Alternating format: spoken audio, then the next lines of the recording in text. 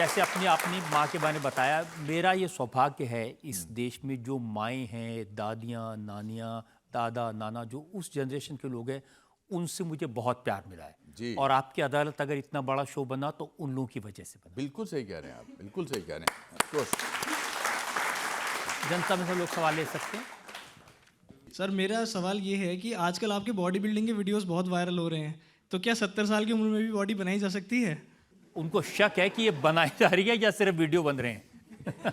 नहीं नहीं, मैं भी यहाँ पर कपड़े नहीं उतार सकता।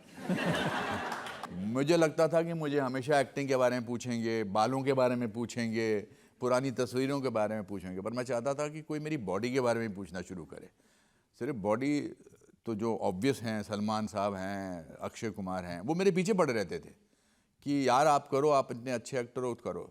तो मैं अभी डाइट भी ठीक तरह से करता हूँ एंड मैं वर्कआउट भी करता हूँ, योगा भी करता हूँ, ताकि आपकी अदालत में मुझसे ऐसा सवाल पूछा जाए।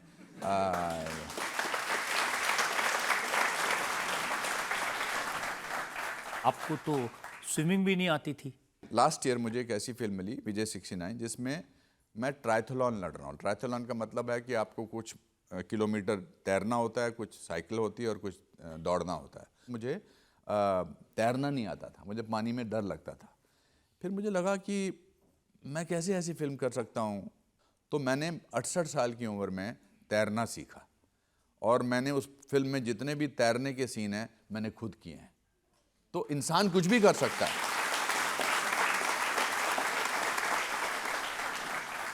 ओशो की बड़ी अच्छी एक कहावत है आचार्य रजनीश की, if you try you risk failure, if you don't you ensure it. हमें अपनी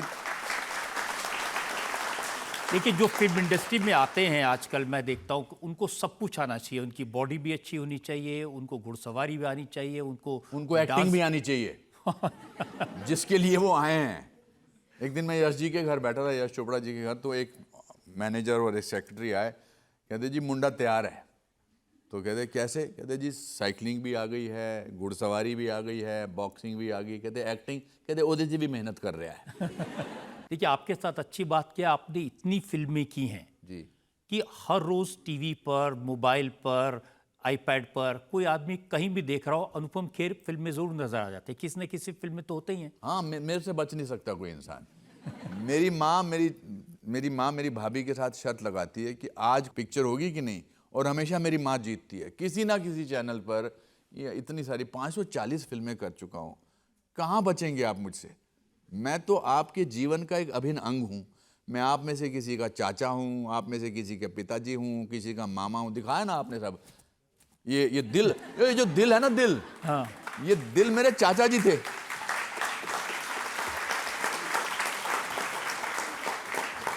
मेरे चाचा जी बड़े कंजूस थे, द्वारकानाथ जी, जो 8वीं में 7 बार फेल हुए थे।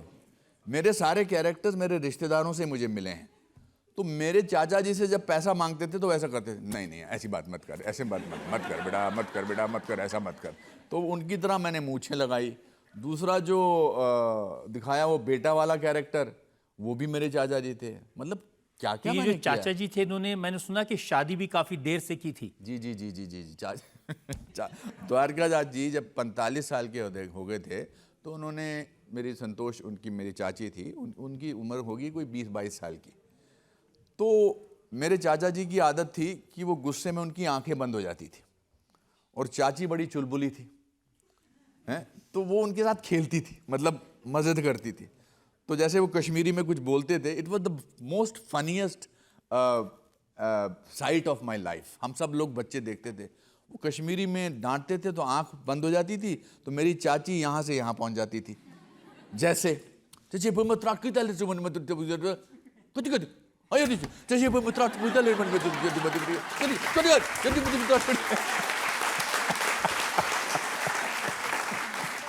तो मेरे सारे कॉमिकल कैरेक्टर्स जो है मेरे या तो स्कूल के टीचर थे या मेरे फैमिली मेंबर थे। हमारे एक टीचर थे रजत जी, जो कहते थे क्लास में आते ही, जिनको याद है वो बैठे रहो, जिनको याद नहीं है वो खड़े हो जाओ। याद नहीं है और खड़े हो गए तो 4 डंडे पड़ेंगे, याद नहीं है और बैठे रहे तो 8 डंडे पड़ेंगे। तो मुझे याद हो या ना हो मैं खड़ा हो जाता हूँ, चुपचाप 4 डंडे खा लेता था। तो स्कूल के ज़माने में मैंने इतने डंडे खाए हैं, अगर भारत सरकार को पता लग गया मुझे स्वतंत्रता सेनानी घोषित कर दें। एक्टिंग का बेस्ट जो मटेरियल है ना, एक्टिंग का बेस्ट मटेरियल जो है वो आपके आसपास से ही मिल सकता है। जैसे वो भाई साहब जो वहाँ बैठे हैं, वो हर बात में मेरे ऐसे ऐसे कर रहे हैं, तो उनको मैं पसंद आ रहा हूँ। अब अगर किसी पिक्चर में मैं आपको ऐसा ऐसा करता मिल जाऊं, तो आप समझ लेना ये भाई साहब को ट्रिब्यूट है मेरा।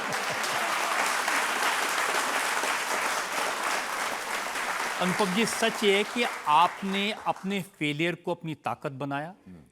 आप जब जब फेल हुए आपने उसको सक्सेस स्टोरी में कन्वर्ट किया। ये आपकी बहुत बड़ी ताकत है और बहुत कॉम्प्लीमेंट करना चाहता हूं आपको। जी थैंक यू वेरी मच।